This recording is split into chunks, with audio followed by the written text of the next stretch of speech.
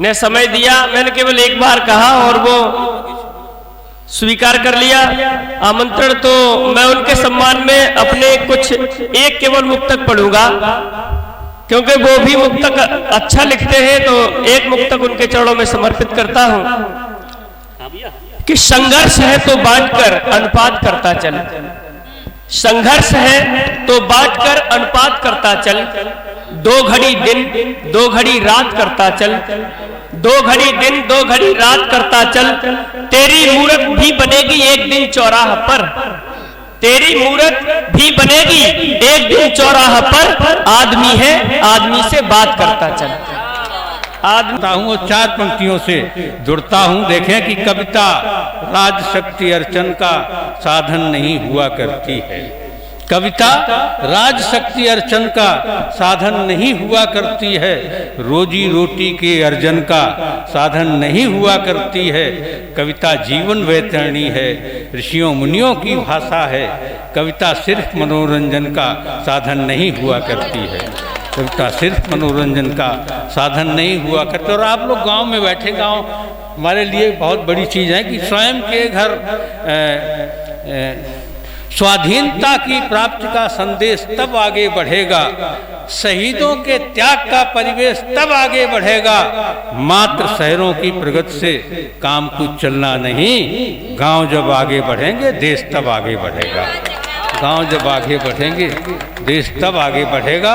और वक्त हमसे कह रहा है ज्ञान की पूजा करो, वक्त हमसे कह रहा है ज्ञान की पूजा करो, ईमान की मानो तभी ईमान की पूजा करो, मंदिरों या मस्जिदों के पास में क्या है, प्यार से जीना है तो इंसान की पूजा करो, प्यार से जीना है तो इंसान की पूजा करो, प्यार से जीना है तो इंसान की पूजा करो।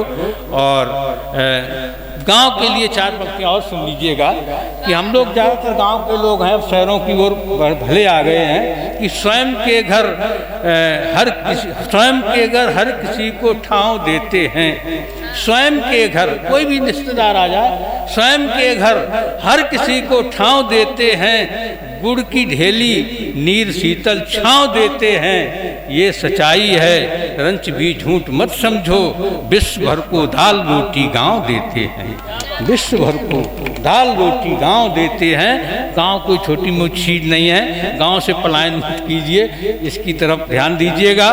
और एक छंद देखिए कई बंधुओं के लिए कि कवि की न जाति कोई, कवि का न धर्म कोई, एक कवि दृष्टि में समष्टि होनी चाहिए, कवि की न जाति कोई, कवि का न धर्म कोई, एक कवि दृष्टि में समष्टि होनी चाहिए, रस छंद भाषा भाव सबसे ही ओतप्रोत कविता की शर्तों की पुष्टि होनी चाहिए।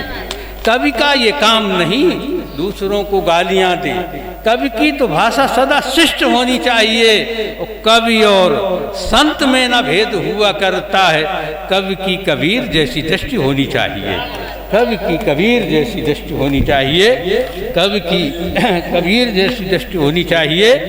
और कवि की कबीर जैसी दृष्टि होनी चाहिए। एक छंद और देखें कि जैसे हमारे चचा उदय वाणी जी बैठे हुए हैं कि जाति धर्म भेद कब बांध पाते बंधनों में, सच्ची भक्ति भावना की ओर आसमान को, जाति धर्म भेद कब बांध पाते बंधनों में, सच्ची भक्ति भावना की ओर आसमान को, ढोंगियों की दृष्टि में ही ईश की अनेकता है, पोर पोर एक सा प्रकाश ज्ञानवान को। इसीलिए श्याम के उपासी बने रस खान, परित्याग नाम के विवाद के जहान को, और जिनके की रोम रोम में रमे थे रस खान, कैसे ठुकराते रस खान को, कैसे ठुकराते रस खान को, कैसे ठुकराते रस खान को।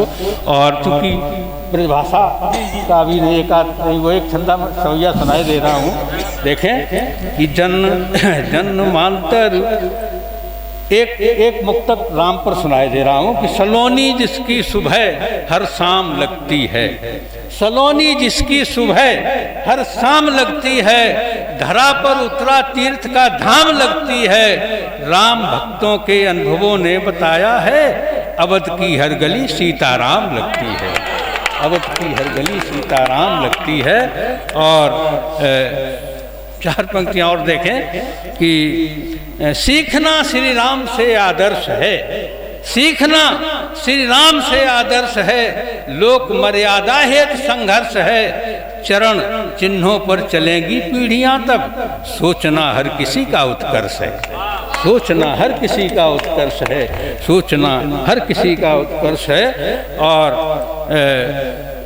वो एक जो ब्रजभाषा का समस्या मैं सुनाने जा रहा था कि जन्मांतर के जब पुण्य जगह वृंदावन को पधारत है, जन्मांतर के जब पुण्य जगह वृंदावन को पधारत है। और बीथिन बीथिन में महिमा में श्री दधि की सो निहारत है, संत सती अरुधेनु के वृंदन पैमन आपन बारत है। और सोबत जागत आठहु याम सो राधे ही राधे पुकारत है, सोबत जागत आठहु याम सो राधे ही राधे पुकारत है।